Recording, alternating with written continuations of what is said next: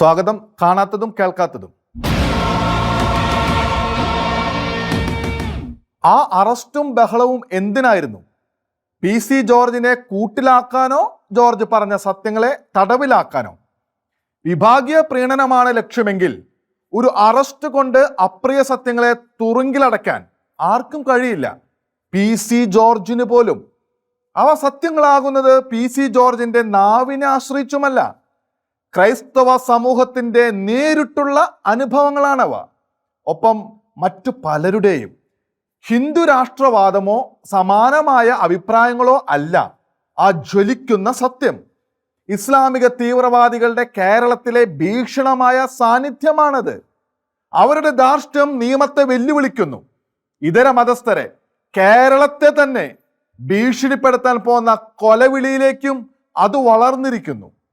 PC ജോർജിന്റെ വാക്കുകൾ കുറ്റകരമെന്ന് പറയുന്നവർ ഒന്നും മറക്കേണ്ട. അതിനേക്കാൾ നിരവധി മടങ്ങ് കുറ്റകരവും ഭയങ്കരവുമാണ് ആ വാക്കുകൾക്ക് കാരണമായ തീവ്രവാദ വസ്തുതകൾ. പോപ്പുലർ ഫ്രണ്ടിന്റെ ആലപ്പുഴയിലെ റാലിയിൽ നടന്ന കാര്യങ്ങൾ വരെ ഓരോന്നും. ഏറ്റവും ഒടുവിൽ 2 പേരുടെ അറസ്റ്റിന് പ്രതിഷേധിക്കാൻ ഒറ്റ സിഗ്നലിൽ ഒരു സേന എന്ന പോലെ ഒന്നിച്ചു കൂടി ചിലർ നടത്തിയ കലാപ സദൃശമായ പ്രകടനവും അത് എന്തിന്റെ തെളിവായിരുന്നു? ആലപ്പുഴയിലെ റാലിയിൽ മാരക മുദ്രാവാക്യം മുഴക്കിയ ബാലനും പരിവാരവും ദിനമേറെ കഴിഞ്ഞിട്ടും കാണാമറയത്ത് തന്നെ കഴിയുന്നത് എങ്ങനെ? തീവ്ര ഇസ്ലാമികവാദികളിൽ ചിലർ മാസങ്ങളായി ഭീതിജനകമായ പ്രഖ്യാപനങ്ങൾ നടത്തുന്നു. അവർ പറഞ്ഞാലും ചെയ്താലും നടപടിയില്ല. അവർക്കെതിരെ പറഞ്ഞാൽ മാത്രം നടപടി എന്നതാണോ നാടിന്റെ നടപ്പ്? തീവ്ര മതവാദികളുടെ സ്വാധീനത്തിലോ പ്രേരണയിലോ പിന്തുണയിലോ നടന്ന മതബന്ധമുള്ള നിരവധി ദ്രോഹ പ്രവൃത്തികളെ കുറിച്ച് ക്രൈസ്തവരുടെ തന്നെ പരാതികൾ എത്രയോ മുമ്പ് ഉയർന്നതാണ്. ഒന്നിൽ പോലും നടപടിയില്ല. സർക്കാർ മാത്രമല്ല, മതവോട്ടിൽ കണ്ണുവെച്ച് പ്രതിപക്ഷവും ആ ആവലാതി തള്ളി. പ്രണയക്കിണയും മയക്കുമരുന്ന് വലയവും യുവാക്കളുടെ തീവ്രവാദ വൽക്കരണവും തീർന്നില്ല. ഭക്ഷണത്തിലും വ്യാപാരത്തിലും ഇതര മതസ്ഥർക്ക് അസ്വീകാര്യമായ ദുരാധിപത്യ പ്രവണതകളും പോലീസിലെ തീവ്രവാദ ഒറ്റുകാരും, അങ്ങനെ പലതും വേറെ. ഇസ്ലാമിക തീവ്രവാദികളുടെ എത്ര കുറ്റങ്ങൾ ക്ഷമിക്കാമെന്നാണ് സർക്കാരോ രാഷ്ട്രീയ സമൂഹമോ വാക്കു കൊടുത്തിട്ടുള്ളത്?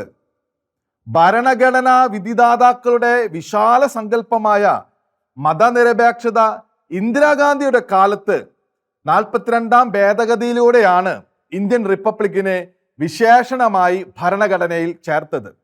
പക്ഷേ അത് ഭൂരിപക്ഷ മതക്കാർക്ക് മാത്രം ബാധകമെന്ന മട്ടിൽ ഇന്ത്യയെ തങ്ങളുടെ മതരാഷ്ട്രമാക്കുമെന്ന് തീവ്ര ഇസ്ലാമികവാദികളിൽ ചിലർ പ്രഖ്യാപിച്ചു.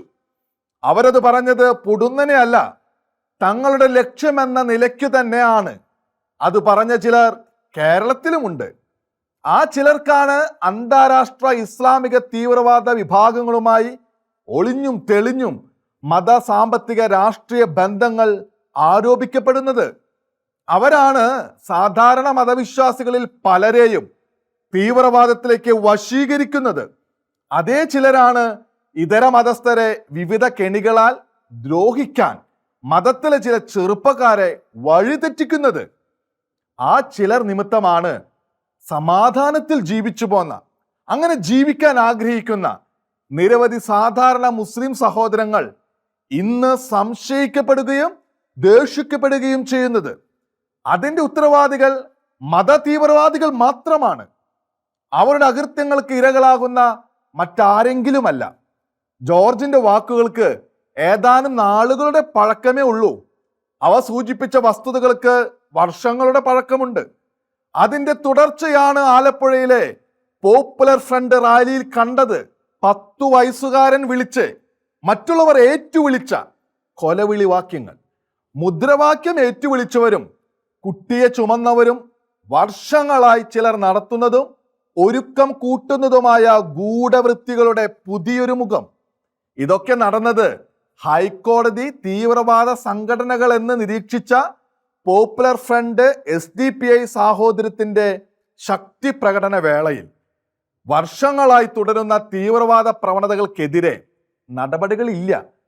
മുദ്രാവാക്യം വിളി എന്ന താൽക്കാലിക കൃത്യത്തിനെതിരെ മാത്രമാണ് സർക്കാരിന്റെ പരാമർശം. ആലപ്പുഴ സംഭവം മഹാജലത്തിലെ മഞ്ഞുകട്ടയുടെ മുകളറ്റം മാത്രമാണെന്ന് അധികൃതർക്ക് അറിയാം, നന്നായി അറിയാം. പക്ഷേ യാഥാർത്ഥ്യത്തെ തൊടാൻ അവർ തയ്യാറാകുന്നില്ല. മുദ്രാവാക്യം വിളിച്ച ബാലൻ കോമിക് കഥയിലെ ക്രിപ്റ്റോൺ ഗ്രഹത്തിൽ നിന്നെത്തിയ സൂപ്പർ ബോയ് അല്ല. ആ ഗ്രഹത്തിലേക്ക് തിരിച്ചു പോയിട്ടുമില്ല. ആ കുട്ടി ഇന്ന് നാട്ടിലെ മാതാപിതാക്കൾക്ക് പിറന്നവനാണ്. കുട്ടിയുടെ മുഖവും രൂപവും ലോകരെല്ലാം വീഡിയോയിൽ കണ്ടു. പക്ഷേ അതിനുശേഷം ആ കുട്ടിയെ കണ്ടവരില്ല. പോലീസിന് കുട്ടിയെ കണ്ടെത്താനാകുന്നില്ല പോലും. ജോർജിനെ അറസ്റ്റ് ചെയ്തതിനെ കുറിച്ചുള്ള നയപ്രസംഗത്തിൽ ബാലന്റെ മുദ്രാവാക്യം വിളിയും വിമർശിക്കപ്പെട്ടു. അതിന് അർത്ഥമുണ്ടാകണമെങ്കിൽ ബാലനെയും ഉത്തരവാദികളായ സർവരെയും നിയമത്തിന് മുമ്പിൽ കൊണ്ടുവരണം. അതിനു പകരം കുട്ടി കാണാമറയത്ത് തുടരുമെന്ന ഉറപ്പായിരുന്നോ വിമർശനത്തിന് പിന്നിൽ? എന്തായാലും ആ ബാലനെ സംബന്ധിച്ച് ഒരു കാര്യം തെളിഞ്ഞു. കുട്ടിക്കാര്യത്തിൽ അമച്ചറൊന്നുമല്ല. ഇപ്പോഴത്തേതിലും ചെറിയ പ്രായത്തിൽ മുദ്രാവാക്യം വിളിച്ചും പ്രകടനത്തിൽ പങ്കെടുത്തും തഴക്കമുള്ളവൻ. ആലപ്പുഴയിലേക്കുള്ള പരിശീലനം യാദൃശ്ചികമോ ആദ്യത്തേതോ അല്ല. ആ ബാലൻ ഇക്കാര്യത്തിൽ ഏകനാണെന്നും കരുതാനാവില്ല. അത് ഒറ്റപ്പെട്ട താൽക്കാലിക സംഭവമെന്ന് വ്യാഖ്യാനിക്കുന്നവരെ ഓർമ്മിപ്പിക്കാൻ ഒന്നുണ്ട്. സർക്കാർ ചെലവിൽ പോലീസിന്റെ സ്പെഷ്യൽ ബ്രാഞ്ച് വിഭാഗം വടക്കൻ ജില്ലകളിൽ നടത്തിയ റീറാഡിക്കലൈസേഷൻ ദൗത്യം കഴിഞ്ഞ സെപ്റ്റംബറിൽ ദേശാഭിമാനി പത്രം റിപ്പോർട്ട് ചെയ്ത അതേ കാര്യം മത തീവ്രവാദ സംഘടനകളുടെ ഉപകരണങ്ങളായി ഒടുങ്ങാതെ 550 യുവാക്കളെയാണ് തീവ്രവാദ മുക്തീകരണം നടത്തി കേരളത്തിന്റെ പോലീസ് രക്ഷിച്ചത്. മൊത്തം 1,60,000 ചെറുപ്പക്കാരെ തീവ്രാശയങ്ങളിൽ നിന്ന് പുറത്തു കൊണ്ടുവരാൻ പോലീസ് ബോധവൽക്കരണം നടത്തി. എന്നാൽ യൗവനമെത്തും മുമ്പ് തന്നെ ആലപ്പുഴ സംഭവത്തിലെ ബാലൻ, പള്ളുരുത്തി സ്വദേശി എന്ന് പറയപ്പെടുന്ന ബാലൻ റാഡിക്കലൈസ് ചെയ്യപ്പെട്ടിരിക്കുന്നു. കുറഞ്ഞപക്ഷം പുറമേക്കെങ്കിലും ആ കുഞ്ഞു തലച്ചോറിലേക്ക് മത തീവ്രവാദവും അന്യമത വിദ്വേഷവും എത്രമാത്രം കുത്തിവെക്കപ്പെട്ടു കഴിഞ്ഞെന്ന് ഇപ്പോൾ പറയാനാവില്ല. ആസാദി എന്ന ഒറ്റ വാക്കിൽ ഒളിപ്പിച്ച ഭീകരതാ ബോംബിന്റെ നൂലംശം പോലും PC ജോർജിനെ പോലുള്ളവരുടെ വാക്കുകളില്ല. കാശ്മീരിലെ പണ്ഡിറ്റുകളെ വംശഹത്യ നടത്തിയ ഇസ്ലാമിക ഭീകരരിൽ ആവേശം കൊള്ളുന്ന ഭീഷണിയുടെ വാക്കാണത്. അവിടെ മൈക്രോ ന്യൂനപക്ഷമായിരുന്ന ക്രൈസ്തവരെയും ഉന്മൂലനം ചെയ്ത അവിടുത്തെ കോൺവെന്റിൽ പോലും ലൈംഗിക ബലാത്കാരം നടത്തിയ പൈശാചിക പാക് ഇസ്ലാമിക ഭീകരതയാണ് ആസാദി എന്ന വാക്കിലൂടെ അവർ താക്കീത് പോലെ ഓർമ്മിപ്പിച്ചത്. ആ കൊടും ഭീകരതയാണ് വേണ്ടി വന്നാൽ തങ്ങൾക്കും ആകാമെന്നവർ വ്യംഗ്യമായി സൂചിപ്പിച്ചത്. അതാണ് അവർ ബാലനെ കൊണ്ട് പറയിച്ചത്. പിടിക്കപ്പെടാതിരിക്കാനുള്ള പൈശാചിക കൗശലം. തങ്ങളുടെ സന്താനങ്ങൾ തീവ്രവാദികളോ മനുഷ്യക്കുരുതി നടത്തുന്നവരോ ആയി കാണാൻ ഇന്നാട്ടിലെ സാധാരണ മുസ്ലിം കുടുംബങ്ങൾ ആഗ്രഹിക്കുന്നില്ല. അതൊക്കെ അവരെ ഭയപ്പെടുത്തുന്ന കാര്യം. പക്ഷേ അവർ തീവ്ര മനസ്കരാൽ വഞ്ചിക്കപ്പെടുകയാണ്. മത തീവ്രവാദികളോടുള്ള ആരുടെയും എതിർപ്പ് തങ്ങളോടുള്ള എതിർപ്പാണെന്ന് സാധാരണ മുസ്ലിങ്ങളെ ചിന്തിപ്പിക്കാൻ തീവ്രവാദികൾക്ക് കഴിഞ്ഞിരിക്കുന്നു. അത് തിരിച്ചറിയേണ്ടത് മുസ്ലിം സമൂഹമാണ്. ഭീകരതയെ തള്ളിപ്പറയാൻ ഇന്ന് അവർ തയ്യാറായില്ലെങ്കിൽ തീവ്രവാദികളാൽ മക്കൾ റാഞ്ചപ്പെട്ട ഹതഭാഗ്യരായ പല മാതാപിതാക്കളെയും കുറിച്ച് വേദനിക്കേണ്ടുന്ന അവസ്ഥ നാടിനുണ്ടായേക്കാം. ബാലന്റെ മുദ്രാവാക്യം വിളിയിൽ തട്ടി നിൽക്കാതെ പിന്നിലേക്ക് നീളുന്ന മത തീവ്രവാദ പ്രവർത്തനങ്ങൾക്കെതിരെ കർശന നടപടിയെടുക്കുകയാണ് സർക്കാർ ചെയ്യേണ്ടത്. അത് പരസ്യമായി ആവശ്യപ്പെടാനും അത്തരം നീക്കത്തിന് പരസ്യമായ പിന്തുണയും സഹകരണവും നൽകുവാനും പ്രതിപക്ഷം തയ്യാറുണ്ടോ? തെളിയട്ടെ. എല്ലാ ചെമ്പും കണ്ണു തുറന്ന യാഥാർത്ഥ്യത്തെ നേരിടാതെ കണ്ണടച്ചിരുട്ടാക്കിയും ആ ഇരുട്ടുകൊണ്ട് ഓട്ടയടച്ചും സർക്കാരിനോ പ്രതിപക്ഷത്തിനോ നാടിനോ ഏറെ മുമ്പോട്ട് പോകാൻ കഴിയില്ല, നിലനിൽക്കില്ല. കൃത്രിമ കപട സാഹചര്യങ്ങളൊന്നും. എങ്കിലും ഒരു പ്രതീക്ഷ.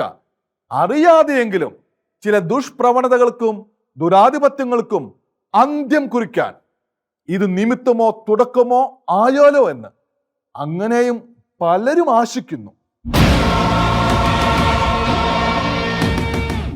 തീവ്രവാദ സംഘടനകളെ മാത്രമായി എന്തിനു പഴിക്കണം? എളുപ്പത്തിൽ സ്വയം മാറാൻ കഴിയുന്നവരല്ല അവർ. എന്നാൽ ആ ദുരവസ്ഥയൊന്നും ഇല്ലാത്ത മാധ്യമങ്ങൾ തൽക്കാല നേട്ടത്തിനു വേണ്ടി അവരെ വെള്ളപൂശുന്നത് എത്ര പരിഹാസ്യം. ആലപ്പുഴ സംഭവം സംബന്ധിച്ച് ഇത്തരം നാണം കെട്ട ശ്രമം കണ്ടത് ഒരു മെഗാ ചാനലിലാണ്. അവതാരകയുടെ തത്രപ്പാട്. പ്രകടനത്തിൽ കൊലവിളിയുടെ ലൗഡ് സ്പീക്കറാക്കി മാറ്റപ്പെട്ട ബാലൻ വിളിച്ചു പറഞ്ഞ മുദ്രാവാക്യം എല്ലാവർക്കും മനസ്സിലായി.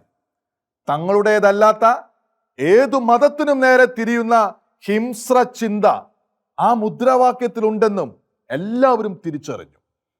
അതിലെ പ്രകോപനവും ഭീഷണിയും ആർക്കൊക്കെതിരെയാണെന്നതിലും ആർക്കും സംശയമുണ്ടായില്ല.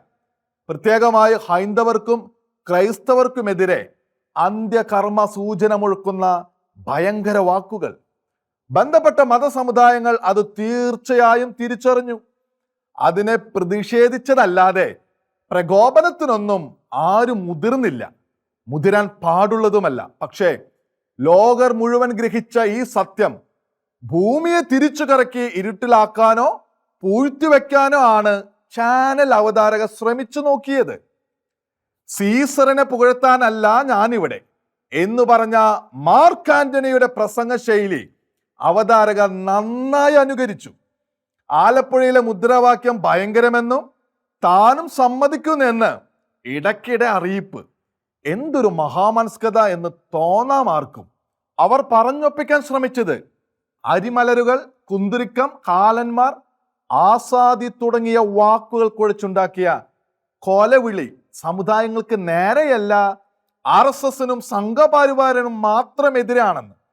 അവർക്കെതിരാണെങ്കിൽ അതൊക്കെ ആകാമെന്നാണോ അവതാരക പറഞ്ഞതിലെ വ്യംഗ്യം എന്ന മറുപടി രൊക്കം കിട്ടാതെ പോയില്ല എന്നത് വേറെ കാര്യം. സത്യത്തിൽ എന്തിനാണവർ ഭീഷണിയെ ലഘൂകരിക്കാനും അത് മുഴക്കിയവരെ കുറ്റവിമുക്തരാക്കാനും ഇത്രയ്ക്കും ശ്രമിച്ചത്? ഒപ്പം എന്തിനാണ് പാഴ്വേല എന്ന് അറിഞ്ഞുകൊണ്ട് സമുദായങ്ങളെ തെറ്റിദ്ധരിപ്പിച്ച് ശാന്തരാക്കാൻ ശ്രമം നടത്തിയത്? ഇത്തരമൊരു ഭോഷത്വം കൊണ്ട് കൊലവിളിയെ ന്യായീകരിക്കാമെന്നോ ചാനൽ പരിവേഷത്താൽ സമുദായങ്ങളുടെ കണ്ണു കെട്ടാമെന്നോ 1.25 കിലോഗ്രാം വരുന്ന ഒരു മസ്തിഷ്കം ചിന്തിച്ചു പോകുമോ? ചിന്തിച്ചിരിക്കാം. അതിനുള്ള തിരിച്ചടിയും കിട്ടി. ക്രൈസ്തവരടക്കം ബന്ധപ്പെട്ടവർ അവതാരകയുടെ വാക്കുകൾക്ക് വില കൽപ്പിച്ചില്ലെന്നല്ല, അവയുടെ പരിഹാസതയോർത്ത് സഹതപിക്കുകയും ചെയ്തു. ലജ്ജിക്കണമെന്നുണ്ടെങ്കിൽ ലജ്ജിക്കാൻ ഒന്നാം തരം അവസരം. കൊല വിളിച്ചവരെ ചർച്ചയിലെ ഒരു പ്രതിവാദിയുടെ വാക്കുകളാൽ വെള്ളപൂശിക്കാനുള്ള ശ്രമം കേരളം തള്ളി എന്നതുകൊണ്ട് അവർക്ക് സ്വയം ജാള്യം തോന്നണമെന്നില്ല. അവർക്ക് വേണ്ടത് അവർ പ്രീണിപ്പിക്കുന്ന വിഭാഗത്തിന്റെ തൃപ്തി മാത്രമോ? അത്തരം തൃപ്തിയുടെ ഫലം ഏതെങ്കിലും തരത്തിലുള്ള വ്യാപാര നേട്ടമോ പട്ടും വളയുമോ എന്തോ ആകട്ടെ. പക്ഷേ അപകടം വ്യക്തമാണ്. നാട്ടിൽ നിലനിൽക്കുന്ന മത തീവ്രവാദ ഭീഷണിയെ പൊതിഞ്ഞു പിടിക്കാൻ രാഷ്ട്രീയ പക്ഷങ്ങൾക്കൊപ്പം ചില മുഖ്യധാര മാധ്യമങ്ങളും ഉണ്ടെന്ന അപകടം. മുമ്പേ പറഞ്ഞത് ആവർത്തിക്കുന്നു. ഇതൊരു പരിഹസിക്കലിന്റെ വിഷയമല്ല. പകൽ വെളിച്ചത്തിൽ ലോകർ മുഴുവൻ കണ്ട കാര്യം മറ്റൊരു വിധത്തിൽ വ്യാഖ്യാനിക്കാൻ ശ്രമിക്കുന്ന മനോനിലയുടെ നഗ്നീകരണം, പ്രേക്ഷകർക്ക് തിരിച്ചറിവ് നൽകുന്ന സംഭവം. അവനെ ക്രൂശിക്കുക എന്ന ആൾക്കൂട്ട മുറവിളിയിന്മേൽ, ചാനൽ കൊലവിളിയിന്മേൽ മേലിലാർക്കും വധശിക്ഷ വിധിക്കപ്പെട്ടുകൂടാ. ആധുനിക ഇന്ത്യക്കാരെ പിടികൂടിയിരിക്കുന്ന കാട്ടാള മനോഭാവത്തിന് നീതിപീഠത്തിൽ നിന്ന് ഒരു അർദ്ധവിരാമം. എത്രയോ മുമ്പ് മുതൽ നീതിമതികൾ ആഗ്രഹിക്കുന്ന ഇടപെടൽ. വധശിക്ഷ പകവീട്ടലാകരുത് എന്ന സുപ്രീം കോടതിയുടെ നിർദ്ദേശം പറഞ്ഞു തരുന്നത് ഇതാണ്. സാങ്കേതികമായി ഈ നിർദ്ദേശം വിസ്താര കോടതികൾക്കുള്ളതാണ്. പരമോന്നത കോടതി നൽകിയ മാർഗരേഖ നടപ്പാക്കേണ്ടതും വിസ്താര ജഡ്ജിമാർ. എന്നാൽ സത്യത്തിൽ അത് ന്യായാധിപന്മാർക്ക് മാത്രമുള്ള ബോധനമാണോ? അതിലേറെ അത് പോലീസിനും സമൂഹത്തിനും കൂടി ബാധകവും പ്രസക്തവുമാണിപ്പോൾ എന്നല്ല ഇവിടുത്തെ ചാനലുകളും ചർച്ചക്കാരും സമൂഹ മാധ്യമങ്ങളൊക്കെ സ്വന്തം അതിക്രമത്തെക്കുറിച്ച് ആത്മശോധന നടത്തേണ്ട കാലം കഴിഞ്ഞെന്ന് തന്നെ പറയണം. മധ്യപ്രദേശിലെ ഇൻഡോറിൽ മോഷണത്തിനിടെ നടത്തിയ കൊലപാതകത്തിന് 3 പേർക്ക് വിധിച്ച വധശിക്ഷ ജീവപര്യന്തമാക്കി കുറിച്ചുകൊണ്ടാണ് സുപ്രീം കോടതി ഇങ്ങനെയൊരു നിർദ്ദേശം സെഷൻസ് കോടതിക്ക് നൽകിയത്. ഈ കേസിൽ ജസ്റ്റിസ് യു ലളിത് അധ്യക്ഷനായ ബെഞ്ച് ഇത്രയും കൂടി പറഞ്ഞു: സെഷൻസ് കോടതി പ്രതിയിൽ നിന്നും സർക്കാരിൽ നിന്നും വിശദ വിവരങ്ങൾ തേടണം. പ്രതികളുടെ സാഹചര്യവും കുടുംബ പശ്ചാത്തലവും കൂടി കൃത്യമായി പരിശോധിക്കണം. ഇനി വരുന്നതാണ് സുപ്രധാനമായ മറ്റൊരു നിർദ്ദേശം. പൊതുജനാഭിപ്രായം വിധി നിർണയത്തെ ബാധിക്കരുതെന്ന്. അതാണ് സമൂഹം അറിയേണ്ട ഏറ്റവും പ്രധാനപ്പെട്ട കാര്യം. പൊതുജനാഭിപ്രായം ആരും കോടതിയിൽ വന്ന് പറയാറില്ല. അത് വരുന്ന വഴിയാണ് ചാനൽ റിപ്പോർട്ടുകളും ചർച്ചകളും സമൂഹ മാധ്യമങ്ങളും പത്രങ്ങളും ഒക്കെ. ചാനൽ ചർച്ചകൾ എവിടെയൊക്കെയോ വിധി നിർണയത്തെ, നീതി നിർവഹണത്തെ സ്വാധീനിക്കുന്നെന്നും അവ കാട്ടാള നീതിക്ക് കാരണമാകുന്നുവെന്നും രാജ്യത്തെ അത്യുന്നത ന്യായാധിപന്മാർക്ക് വിദൂരമായിട്ടെങ്കിലും ബോധ്യപ്പെട്ടിരിക്കുന്നു. ചാനലുകളും പ്രതികാരമുറ്റിയ പൊതുമനസ്സുകളും പ്രതികൾക്കുമേൽ നടത്തുന്ന നരനായാട്ട് മേലിൽ നീതി നിർവഹണത്തെ ബാധിക്കരുതെന്ന് പരമോന്നത നീതിപീഠം ആഗ്രഹിക്കുന്നു. നീതിബോധവും നിയമബോധവുമുള്ള അനേകർ ആഗ്രഹിച്ചിരുന്ന കാര്യം. ചാനലുകളുടെ അതിക്രമം കണ്ട് നിശബ്ദം രോഷം കൊണ്ടിട്ടുള്ളവരാണവർ. പക്ഷേ എന്ത് ഫലം? ന്യായാധിപന്മാരിലേക്ക് പോലും തുളച്ചു കയറുന്ന സംഹാരായുധങ്ങളായി ചാനൽ വചനങ്ങൾ എന്നേ മാറിക്കഴിഞ്ഞു.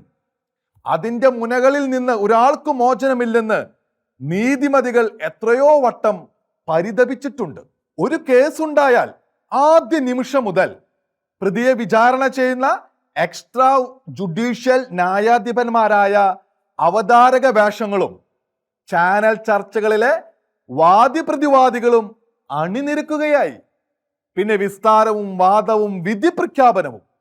അവരുടെ മനോഗതിയും മുൻവിധിയും പോലെയാണ് പ്രതികൾക്കെതിരെ കോടതിക്ക് പുറത്തെ കുറ്റവിധി. നിയമസാധുതയില്ലെങ്കിലും അത് സാധാരണക്കാരുടെ അഭിപ്രായഗതിയെ നിശ്ചയമായും വഴിതെറ്റിക്കുന്നുണ്ട്. ചർച്ചയ്ക്ക് എരിവുണ്ടാകാൻ കിരാതശിക്ഷയല്ലാതെ, തലയ്ക്കു തല എന്ന പകരം തീർക്കലല്ലാതെ ചാനലുകളിലെ വിധിയാളന്മാർക്ക് മറ്റൊന്നും സങ്കല്പിക്കാൻ പോലുമില്ല. അവർക്ക് പുറത്ത് സമൂഹധാരയിലെ മാധ്യമങ്ങളുടെ കടന്നാക്രമണം വേറെ. ഇവരെല്ലാം ചേർന്ന് വാക്കുകൾ കൊണ്ട് പ്രതികൾക്കെതിരെ ആൾക്കൂട്ടമർദ്ദനവും ചിത്രവധവും. ഇത് നവീന കാലത്തെ കേരളമാണെന്ന് പറയുമ്പോൾ ലജ്ജിക്കാതെ വയ്യ. നിഷാദന്മാരെ പിന്നിലാക്കുന്ന വിധത്തിൽ പ്രതികാരദാഹമുറ്റിയ പൊതുമനസ്സുകൾ ചാനലുകളുടെ ഇമ്മട്ടിലുള്ള കുറ്റവിചാരണയും വിധിയെഴുത്തും. അവനെ ക്രൂശിക്കുക എന്നതിന് സമാനം അവനെ തൂക്കിലേറ്റുക എന്നുള്ള മുറയിടലും, പ്രതിയെ തൂക്കിലേറ്റാതെ ഇരയുടെ ആത്മാവിന് ശാന്തി കിട്ടില്ലെന്ന മട്ടിലുള്ള പകവീട്ടൽ പ്രചാരണവും എല്ലാം ചേർന്ന് പ്രതികാരദാഹികളുടെ കൂടാരമായി മാറിയതുപോലെ കേരളം. വധശിക്ഷ സംബന്ധിച്ച നിർദ്ദേശം നൽകുന്നതിന് തലേന്നാണ് ഒരു സുപ്രധാന റിപ്പോർട്ട് സുപ്രീം കോടതി നിയോഗിച്ച കമ്മീഷൻ കോടതിക്ക് സമർപ്പിച്ചത്. ഹൈദരാബാദിലെ പീഡനക്കേസ് പ്രതികളായ 4 പേർ പോലീസ് കസ്റ്റഡിയിൽ വെടിയേറ്റു മരിച്ച സംഭവത്തിൽ 10 പോലീസ് ഉദ്യോഗസ്ഥർക്കെതിരെ കൊലക്കുറ്റം ചുമത്തണമെന്ന ശിപാർശയ്ക്ക് കാരണമായത് പ്രതികളെ വിചാരണ കൂടാതെ പോലീസ് തീർത്തു കളയുകയായിരുന്നു എന്ന കണ്ടെത്തൽ.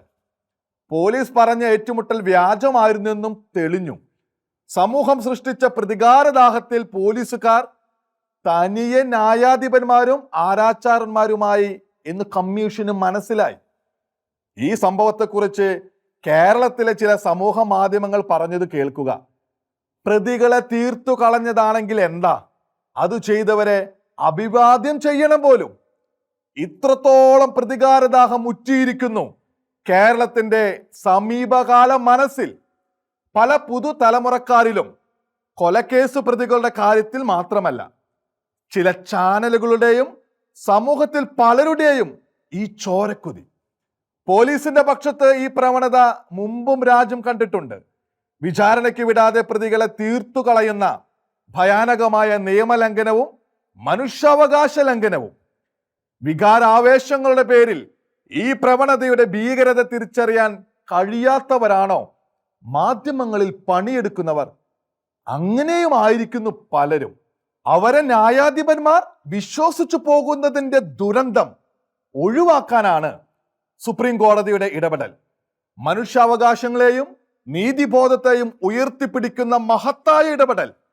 അത് സെഷൻസ് കോടതികളെ മാത്രമല്ല, പോലീസിനെയും ആൾക്കൂട്ട വിചാരകരെയും മാധ്യമ ജഡ്ജിമാരെയുമെല്ലാം മാറി ചിന്തിപ്പിക്കട്ടെ.